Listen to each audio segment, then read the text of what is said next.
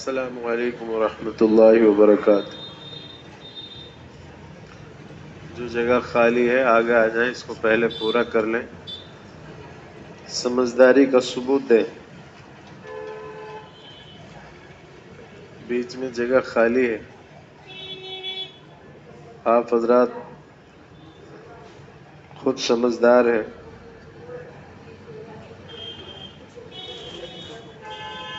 درود شریف پڑھ لیں۔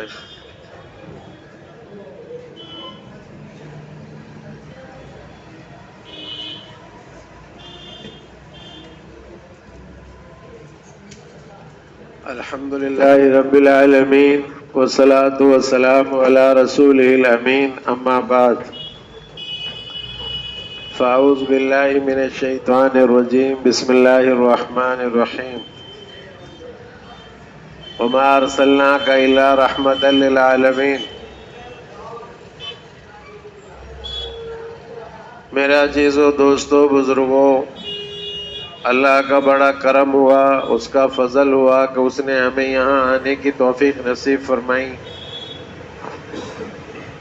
اور ہمیں انسان بنایا اور ایمان عطا فرمایا اور محمد الرسول اللہ صلی اللہ علیہ وسلم کی امت میں پیدا فرمایا۔ اس پر ہمیں اللہ کا شکر ادا کرنا چاہیے۔ میرے عزیزو دوستو، رسول اللہ صلی اللہ علیہ وسلم نے ارشاد فرمایا، وہ شخص جنت میں داخل نہیں ہوگا جس کے دل میں ذرہ برابر بھی کبر ہوگا، گھمنڈ ہوگا۔ میرے عزیزو، اپنے اندر سے گھمنڈ کو نکالو، کبر کو نکالو، چونکہ یہ متکبر اور ظالم لوگوں کی علامت ہے، ان کی عادت اور خصلت ہے۔ میرا عزیزو، شیطان نے کبر کیا، گھمنڈ کیا، اللہ کا حکم نہیں مانا تو وہ مردود ہو گیا۔ اسی طرح فرعون نے گھمنڈ کیا، غرور کیا اور اللہ کا انکار کیا، موسیٰ علیہ السلام کی نافرمانی کی اور موسیٰ علیہ السلام سے لڑتا رہا، تو اللہ نے اس کا انجام کیا کیا آپ کو سب کو معلوم ہے۔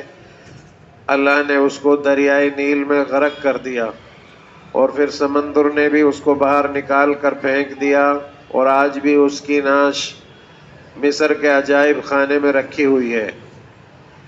کمزور دل کا آدمی اس کو دیکھ بھی نہیں سکتا، اور اللہ نے قرآن میں اعلان فرمایا، جو اس طرح تکبر کرے گا، گھمنڈ کرے گا، اس کا انجام بھی ایسا ہی ہوگا جیسے فرعون کا ہوا۔ نہ اس کو سمندروں نے لیا، نہ اس کو زمین نے لیا، اور آج بھی اس کا ڈھانچہ مصر کے عجائب خانے میں رکھا ہوا ہے۔ تو ہم گھمنڈ سے بچیں، غرور سے بچیں، تکبر سے بچیں۔ تکبر جاہل لوگوں کی عادت ہوتی ہے، اور عاجزی اور انکساری انبیاء علیہ السلام کا شیوا ہے اور ان کی خصلت ہے۔ ہم عاجزی کو پسند کریں، گھمنڈ اور غرور سے اپنے آپ کو بچائیں۔ ایک شخص نے رسول اللہ صلی اللہ علیہ وسلم سے پوچھا کہ انسان چاہتا ہے اس کا کپڑا اچھا ہو، اس کا جوتے اچھے ہوں، کیا یہ بھی گھمنڈ ہے کہ انسان چاہتا ہے بھئی کپڑا اچھا پہنوں؟ تو رسول اللہ صلی اللہ علیہ وسلم نے ارشاد فرمایا، اللہ خوبصورت ہے اور خوبصورتی کو پسند فرماتا ہے۔ یہ گھمنڈ میں داخل نہیں ہے۔ اللہ کے رسول صلی اللہ علیہ وسلم نے ارشاد فرما دیا، آدمی ہر ہفتہ اپنے بغل کے بال بنائے، زیر ناف کے بال بنائے، ناخنوں کو کٹائے، خط کو بنائے اور مسواک کرے، غسل کرے، خوشبو لگائے، اچھا کپڑا زیب و تن کرے اور اچھا بن کے رہے، یہ کوئی گھمنڈ کی بات نہیں ہے۔ تو اللہ کے رسول صلی اللہ علیہ وسلم نے جواب دیا، اللہ خوبصورت ہے اور خوبصورتی کو پسند فرماتا ہے۔ ایک صاحب آئے رسول اللہ صلی اللہ علیہ وسلم کی خدمت میں، اس کے بدن پر گرد و غبار لگا ہوا تھا، اس کے کپڑے میلے تھے، بال الجھے ہوئے تھے۔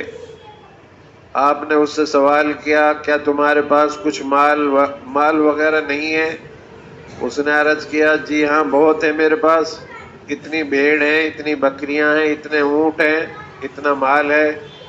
تو آپ صلی اللہ علیہ وسلم نے ارشاد فرمایا تمہارے بدن سے ظاہر نہیں ہو رہا ہے۔ میرے عزیزو، اس کا مطلب یہ ہے کہ اگر اللہ نے کچھ نعمت ہمیں دے رکھی ہے تو اس کا اظہار بھی ہونا چاہیے۔ اللہ کے رسول صلی اللہ علیہ وسلم نے کھچر پر سواری کی اور گھوڑے پر سواری کی، اونٹ پر سواری کی۔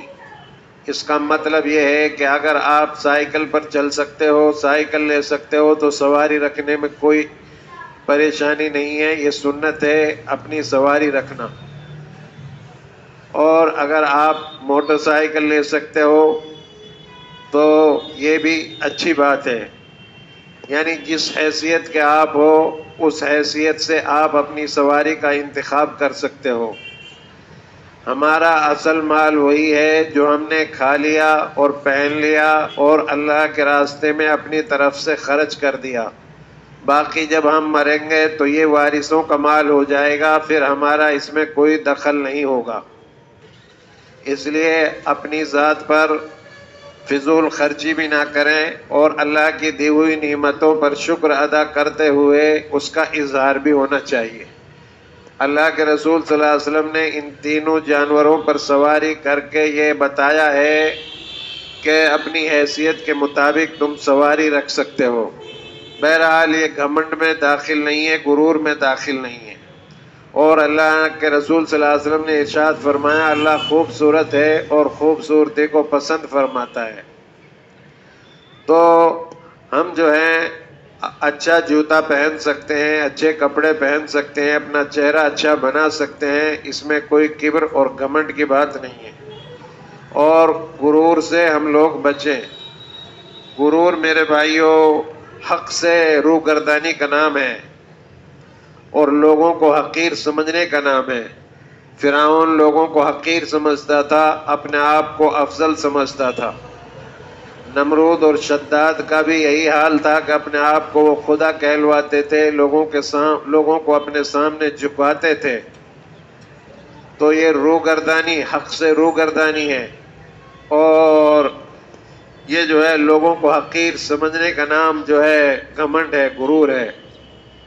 اللہ نے آپ کو مال دے رکھا ہے تو گھمنڈ نہ کرو، اللہ اس کو چھین بھی سکتا ہے۔ کتنے لوگوں کو دیکھا ہے کہ کچھ دن پہلے وہ اچھے امیر تھے، بڑے پیسے والے تھے، کچھ دن کے بعد وہ کنگال ہو گئے۔ کتنے لوگوں کو ہم نے دیکھا اس زندگی میں وہ بادشاہ کے تخت پر بیٹھے ہوئے، کرسی پر بیٹھے ہوئے، پھر ان کو چھپنے کی جگہ بھی نہ ملی۔ اللہ کا نظام میرے عزیزوں بدلتا رہتا ہے، دن ہمیشہ ایک جیسے نہیں رہتے، اس لیے ہمیں جو ہے اللہ سے ڈرتے ہوئے، خوف رکھتے ہوئے زندگی گزارنی چاہیے۔ اللہ قرآن میں فرماتا ہے وَتِلْكَ الْأَيَّامُ نُدَاوِلُهَا بَيْنَ النَّاسِ، میں لوگوں کے درمیان زمانے کو تبدیل کرتا رہتا ہوں۔ کبھی جو ہے کوئی آتا ہے اس زمین پر بادشاہ بن کر، کبھی کوئی آتا ہے۔ آپ سے پہلے کوئی اور تھے، ان سے پہلے کوئی اور تھے، یہ سلسلہ یوں ہی چلتا رہے گا۔ اور یہ مسافر خانہ ہے، آدمی اپنا وقت پورا کر کے یہاں سے اس کو جانا پڑے گا۔ یہ زندگی بھی کوئی زندگی ہے جس کے ساتھ مرنا لگا ہوا ہے۔ انسان 80 سال جی لے گا پھر بھی اس کو جانا ہے، چاہے اس کو 100 سال کی زندگی مل جائے پھر بھی اس کو جانا ہے۔ تو ہم لوگ اپنے ہاتھوں کو ظلم سے بچائیں، اپنی زبان کو غلط بولنے سے بچائیں، اپنی آنکھوں کو غلط دیکھنے سے بچائیں، اور اچھے کام کرنے کی ہم لوگ کوشش کریں، اور اپنی نسلوں کو بچائیں، ان کی تعلیم و تربیت کریں۔ آنے والا زمانہ اس زمانے سے بہت زیادہ پرخطر ہونے والا ہے، اس لیے اپنے بچوں کی تعلیم و تربیت کا اچھا انتظام کریں اور اپنے بچوں کا دینی ذہن بنانے کی کوشش کریں۔ حضرت عیاض بن عمار رضی اللہ تعالیٰ عنہ روایت کرتے ہیں کہ رسول اللہ صلی اللہ علیہ وسلم نے فرمایا اللہ تعالیٰ نے مجھے وحی کی ہے کہ تم لوگ تواضع اختیار کرو، یہاں تک کہ کوئی شخص کسی دوسرے پر فخر و غرور نہ کرے، اور نہ کوئی شخص کسی دوسرے پر زیادتی اور دست درازی کرے۔ یہ اللہ کے رسول صلی اللہ علیہ وسلم نے ارشاد فرمایا ایک دوسرے پر فخر اور غرور مت کرو۔ پہلے عربوں کے اندر یہ جہالت تھی کہ وہ جو ہے عرفات کے میدان میں ایک جگہ اکٹھے ہوتے تھے حج کے ایام میں اور اپنے خاندانوں کی بڑائی بیان کرتے تھے. ایک کہتا تھا میرا باپ ایسا تھا، میرا دادا ایسا تھا، میرا خاندان اتنا ایسا ایسا تھا. دوسرا بھی اپنے خاندان کی اتنی تعریف کرتا تھا. پھر جب اللہ کے رسول صلی اللہ علیہ وسلم تشریف لائے تو آپ نے ان تمام چیزوں کو ختم کیا اور ارشاد فرمایا اپنے خاندانوں کو اور ان کا تذکرہ نہ کرو. یہ دیکھو وہ کہاں چلے گئے، ان کا نام و نشان ختم ہو گئے، وہ جہالت پر مرے اور ان کا ٹھکانہ جہنم ہے. تم جو ہے یہاں پر اللہ کا تذکرہ کرو. میرے بھائیو، جتنا ہم اپنے خاندانوں کا فخر بیان کرتے ہیں اور بڑائی بیان کرتے ہیں اتنی اپنی زبان سے اللہ کا ذکر کریں. حدیث میں آتا ہے کہ انسان دو چیزوں کی گارنٹی لے لے، میں اس کو جنت کی ضمانت اور گارنٹی لے کر دیتا ہوں. اللہ کے رسول صلی اللہ علیہ وسلم نے فرمایا ایک زبان پر کنٹرول کر لے، یہ غلط نہ بولے، ایک اپنے شرمگاہ کی حفاظت کر لے تو دو چیزوں کی ضمانت دے دے انسان، تو اللہ کے رسول اس کو جنت میں جانے کی ضمانت اور گارنٹی دے رہے ہیں. تو زبان سے اتنی بات کرو جتنی ضرورت ہے. بلا وجہ زیادہ بولنا کوئی عقل مندی کا ثبوت نہیں ہے، عقل مندی کی بات نہیں ہے. کم بولنا، کم کھانا، کم سونا. حضرت ابو بکر صدیق رضی اللہ تعالیٰ عنہ جیسے بڑے بڑے صحابی اپنی زبان کو پکڑ کر کھینچا کرتے تھے اور کہا کرتے تھے اے زبان تیری وجہ سے ہم جہنم میں جاویں گے. میرے بھائیوں، اگر زبان ٹھیک ہو گئی تو ہمارا جسم ٹھیک رہے گا، اگر زبان بگڑ گئی تو ہمارا جسم بگڑ جاوے گا. لقمان حکیم کسی کے غلام تھے، تو ایک دن ان کا مالک آیا، لقمان حکیم سے کہا اللہ نے لقمان حکیم کا قرآن میں ذکر کیا ہے، 21ویں پارے میں سورہ لقمان ہے، اس میں آپ پڑھ لینا. تو تفسیر میں لکھا ہے کہ لقمان کے جو مالک تھا، یہ لقمان علیہ السلام غلام تھے کسی کے، ان کے مالک ایک دن ان کے پاس آئے، ان سے کہا کہ لقمان یہ بکری لے جاؤ اور اس کو ذبح کرو اور جو اس میں اچھا گوشت ہے وہ نکال کر لاؤ. تو لقمان علیہ السلام زبان اور دل کو نکال کر لائے اس کو ذبح کر کے. پھر کچھ سالوں کے بعد دوبارہ اس کا مالک آیا اور لقمان علیہ السلام سے پھر کہا کہ اس دوسری بکری کو لے جاؤ، اس کو ذبح کرو اور اس میں جو بدترین گوشت کے ٹکڑے وہ نکال کر لاؤ. تو لقمان علیہ السلام نے پھر بکری کو ذبح کیا اور اس میں سے دل اور زبان کو نکال کر لائے.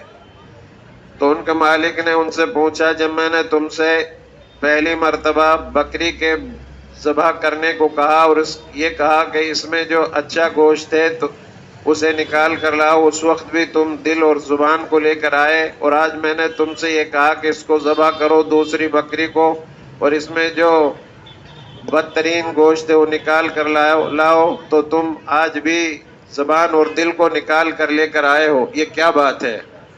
تو پھر لقمان علیہ السلام نے اپنے مالک کو نصیحت کی اور بتایا کہ میرے مالک، انسان کے جسم میں یہ دو چیز ہیں، اگر یہ ٹھیک ہو گئی تو باقی جسم ٹھیک رہے گا، اور اگر یہ دونوں خراب ہو گئی اور بگڑ گئی زبان اور دل تو سارا جسم بگڑ جائے گا اور جہنم میں جلے گا. تو اپنے دل کو غیبت سے صاف رکھو، کینہ سے صاف رکھو، عداوت سے صاف رکھو، اپنی زبان سے غلط نہ بولو. پہلے آپ بولنے سے تول لو دل کے اندر، اس کے بعد بولو. جب بات نکل جاتی ہے تو پھر وہ واپس نہیں آیا کرتی، جیسے کمان سے تیر نکل گیا پھر واپس نہیں آتا، جسم سے روح نکل جاتی ہے واپس نہیں آیا کرتی. اس لیے اپنی زبان سے وہ بولو جس سے کل کو آپ کو لوگوں سے معافی نہ مانگنا پڑے، معذرت نہ کرنی پڑے. اس لیے نپی تلی بات ہونی چاہیے. جو لوگ نپی تلی بات کرتے ہیں، سچ بولتے ہیں، لوگ ان کا احترام کرتے ہیں، ان کی باتوں کو سنتے ہیں. بہرحال ہم جو ہے تواضع اختیار کریں، یہ رسول اللہ صلی اللہ علیہ وسلم نے ہمیں حکم دیا ہے. عاجزی انکساری اختیار کریں. اگر ہم گھمنڈ کریں گے تو پہاڑوں کے برابر ہمارا قد و قامت نہیں ہو سکتا، وزن ان کے برابر نہیں ہو سکتا. اور اتنے بھاری بھرکم ہم نہیں ہو سکتے. ہم مٹی سے پیدا کیے ہوئے ہیں اور ہمارا جو ہے ہمیں چاہیے کہ ہم تکبر اور گھمنڈ سے بچیں. ہر انسان کو جینے کا حق ہے. کوئی چھوٹا قد کا ہے اس کا پستہ قد کا کہہ کر نہ پکارو، کوئی لمبا قد کا ہے اس کو لمبو کہہ کر نہ پکارو، کوئی پیر سے لنگڑا ہے لنگڑا کہہ کر نہ پکارو، کوئی ایک آنکھ کا ہے تو ایک آنکھ کا کہہ کر اس کو نہ پکارو، کوئی کالا ہے اس کو کالا کہہ کر نہ پکارو. اسلام میں کسی کو کسی پر کوئی فضیلت نہیں ہے، چاہے وہ شہر کا رہنے والا ہو، دیہات کا رہنے والا ہو، عرب کا رہنے والا ہو، چاہے وہ کسی بھی مذہب کسی بھی جگہ کا رہنے والا ہو، سب انسان اسلام کی نظر میں برابر ہیں.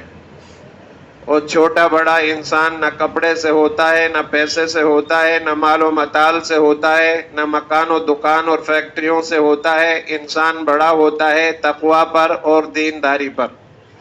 جتنا ہمارے اندر تقوی ہوگا، اللہ کا احکامات ہوں گے، دین ہوگا، اتنا اللہ کی نظر میں ہماری عزت ہوگی، فرشتوں کی نظر میں ہمارا احترام ہوگا، انسانوں کی نظر میں اللہ ہماری عزت پیدا کر دے گا. اس لیے دیندار بننے کی کوشش کرو میرے بھائیوں. بے دینوں سے بچو اور بے دینی سے بچو. اپنے اہل و عیال کو بھی بچاؤ، خود بھی بچو. یہ دنیا ہمارے پاس بہت تھوڑی سی ہے، تو بہت تھوڑا وقت ہے، کام بہت زیادہ کرنا ہے، آپ کو آگے بڑھنا ہے. عدم کے واسطے سامان کر غافل، مسافر جلد اٹھتا ہے جو جانا دور ہوتا ہے.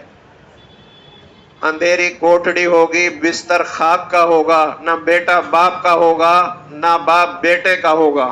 ایسا وقت آنے والا ہے، ڈرو اس دن سے جس دن اللہ کے سامنے اللہ کے روبرو ہمیں کھڑا ہونا ہوگا.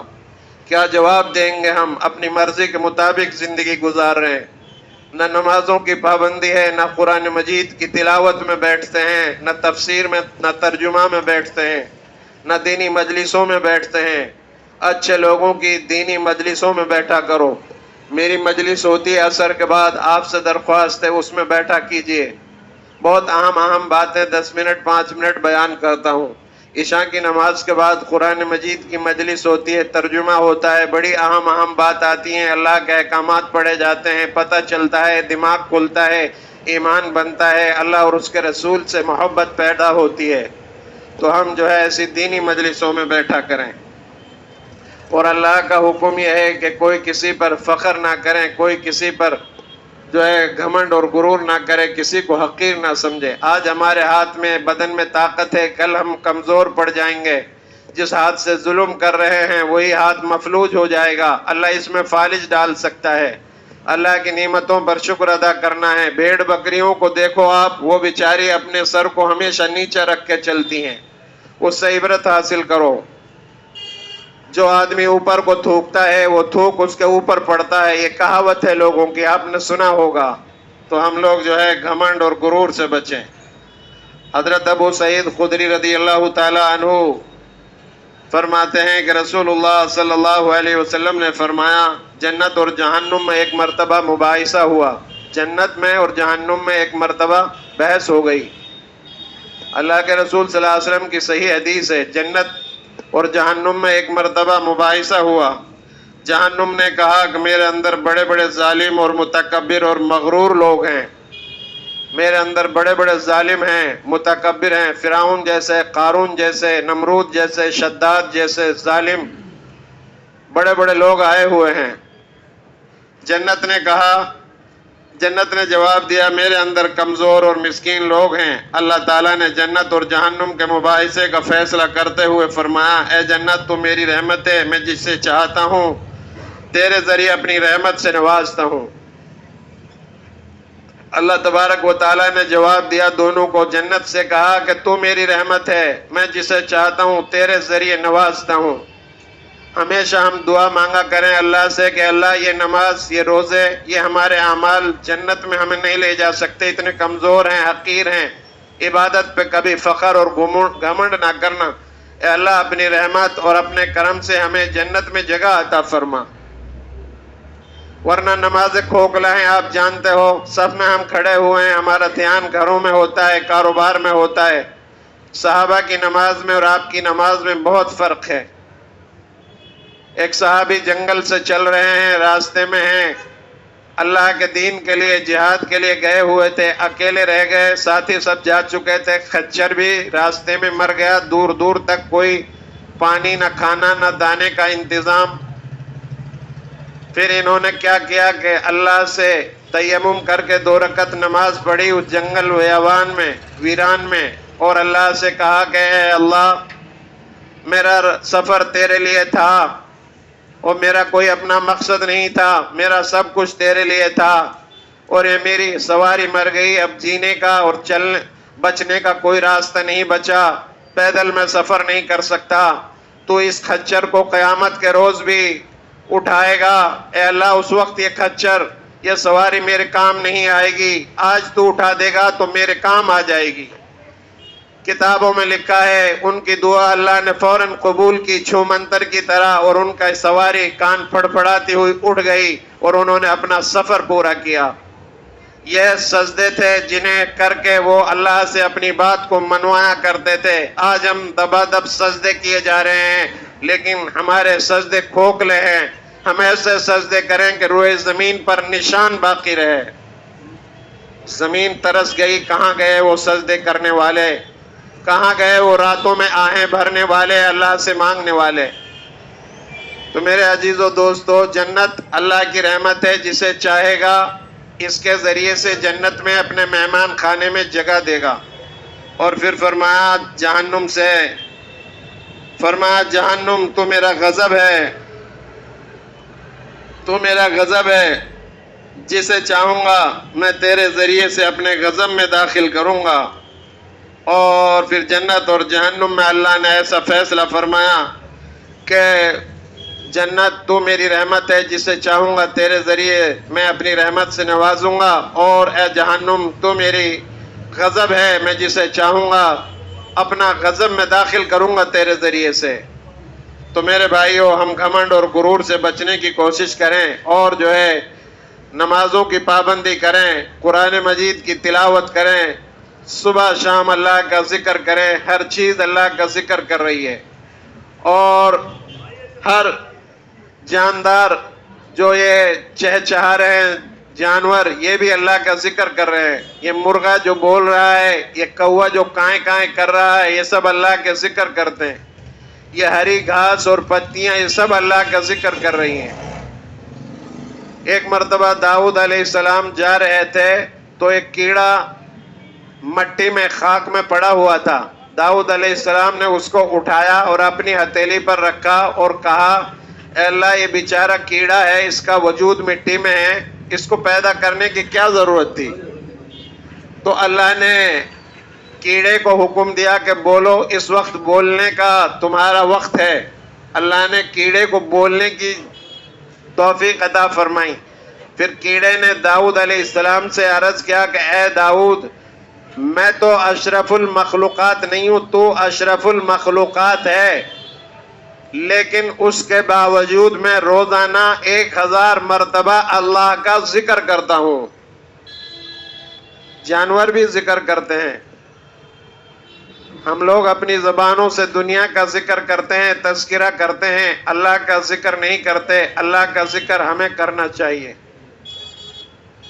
تھوڑا سا میں نے آپ کے نوجوان بچوں کو لکھا، ذرا غور سے سن لیں اس کو۔ جس قوم و سماج میں نشہ آ جاتا ہے، بے حیائی، زنا اور قتل اس قوم کے رگ و پے میں پوری طرح سرایت کر جاتا ہے۔ تو میرے نوجوان بچے اور بڑے جتنے بھی بیٹھے ہوئے ہیں، طے کر لو کہ نشہ آور چیزوں کو ختم کریں گے۔ بیڑی سے بچیں گے، سگریٹ سے بچیں گے۔ سگریٹ کے اندر نشہ کی چیز ملا کر بیچی جا رہی ہے، بیڑی کے اندر نشہ کی چیز ملا کر بیچی جا رہی ہے، اور گٹکا اور پان اور یہ تمام کی تمام چیزیں جو بک رہی ہیں، ان کے اوپر بھی لکھا ہوا ہے کہ جو اس کو مسلسل کھائے گا اس کا انجام ایسا ہوگا جیسے اس میں فوٹو میں لگا ہوا ہے۔ ایک آدمی ابھی آیا، کہنے لگا دعا کر دیجئے، میرا بیٹا کا منہ سے کینسر شروع ہوا اور لیور تک چلا گیا۔ میں نے کہ گٹکا کھاتا ہوگا، یوں کہاں، یہی کرتا تھا۔ تو میرے بھائیو، بچو، اپنے بچوں کو بچاؤ۔ یہ زندگی اللہ کی نعمت ہے، لیور، کڈنی، یہ اللہ کی نعمت ہے۔ کڈنی نہ ہو تو ڈائلیسس کرانی پڑتی ہے، لیور نہ ہو تو کیا ہوگا؟ ان چیزوں سے بچو۔ اگر نشہ جائز ہوتا تو صحابہ پیتے اس کو۔ اتنی بے حیائی کی بات میں آپ کو بتا رہا ہوں کہ اس مسلمان نوجوان بچے مسجد کے سامنے کھڑے ہو کر دھواں ادھر پھینکتے ہیں جان بوجھ کر، یہاں بیڑی پیتے ہیں آ کر کے۔ بڑے چھوٹے کا کوئی ادب اور احترام نہیں ہے۔ سمجھدار آدمی بہت مشکل سے آپ کو ملیں گے جو اچھی بات کو دل میں سمائیں گے اور کہیں گے کہ ہاں بھئی اچھی بات ہو رہی ہے۔ اس امت کا نوجوان شراب و اسمائک اور ہیروئن جیسے نشے میں ملوث ہوتا جا رہا ہے، جس وجہ سے ملت اسلامیہ چار سو خلفشار اور انتشار کا شکار ہے۔ نوبت یہاں تک پہنچ گئی ہے کہ مسلم سماج میں سر پھٹائی ہو رہی ہے، قتل تو عام سی بات ہو گئی ہے اور لوگوں میں ایک دوسرے کا احترام جاتا رہا ہے۔ مسلم نوجوان انا کی وجہ سے معمولی باتوں میں آپس میں لڑنا جھگڑنا ہمارا شیوہ بنتا جا رہا ہے۔ چنانچہ پولیس تھانوں میں تنازعات کے سبب سب سے زیادہ مقدمے ہمارے ہی ہیں۔ ذرا سی بات پر ہوئے تنازع کو ناک کا سوال بنا لیا جاتا ہے اور پھر تھانہ تحصیل میں ایک دوسرے کے خلاف محاذ کھول دیا جاتا ہے۔ روپیہ پیسہ بے درے خرچ کیا جاتا ہے، نتیجہ کیا ہوتا ہے؟ آخر میں فیصلہ ہی ماننا پڑتا ہے۔ قرآن مقدس میں ہے کہ اگر تم آپس میں لڑتے جھگڑتے رہے تو تمہاری ہوا اکھڑ جائے گی، رعب و دبدبہ ختم ہو جائے گا۔ ایسے موقع پر خالق کائنات نے ہمیں صبر کا حکم دیا ہے۔ دیہی علاقوں سے لے کر شہروں، ریاستوں اور ملک میں آج امت مسلمہ کی پوری بری حالت ہے۔ اس کا بڑا سبب آپس میں خلفشار ہے۔ میرے نوجوان بچوں، پڑھنے لکھنے میں اپنے زیادہ وقت گزارو۔ یہ جو ہے پڑھنے لکھنے کا زمانہ ہے، جو پڑھے گا وہ آگے بڑھے گا، اور پڑھ کر کے نہیں آپ ملک کی، قوم کی، سماج کی خدمت کر سکتے ہو۔ جو قوم علم میں فقیر ہوتی ہے کبھی سر اٹھا کر نہیں جیا کرتی۔ زیادہ سے زیادہ پڑھو، انت تک کوشش کرو۔ یہ جو ہے 99 کا زمانہ نہیں ہے، 100 کا زمانہ ہے، کمپٹیشن کا زمانہ ہے۔ زیادہ سے زیادہ محنت کر کے اعلیٰ عہدوں پر پہنچنے کی کوشش کرو۔ علم ہتھیار ہے اور یہی وہ علم وہ چیز ہے جسے کوئی تقسیم نہیں کر سکتا۔ ہم زیادہ سے زیادہ علم حاصل کریں، فضول اور بری باتوں سے بچنے کی کوشش کریں، بیاہ شادیوں میں فضول خرچی کرنے سے بچنے کی کوشش کریں، اپنے پیسے کو بچا کے رکھیں اور دین پر، ملت پر، ضرورت پڑنے پر دینی امور میں اس کو خرچ کریں تاکہ دنیا اور آخرت میں ہمارے لیے بھلائی کا سبب بن جاوے۔ میری دعا ہے اللہ رب العالمین مجھے بھی آپ سب کو عمل کرنے کی توفیق عطا فرماوے۔ وآخر دعوانا ان الحمد للہ رب العالمین۔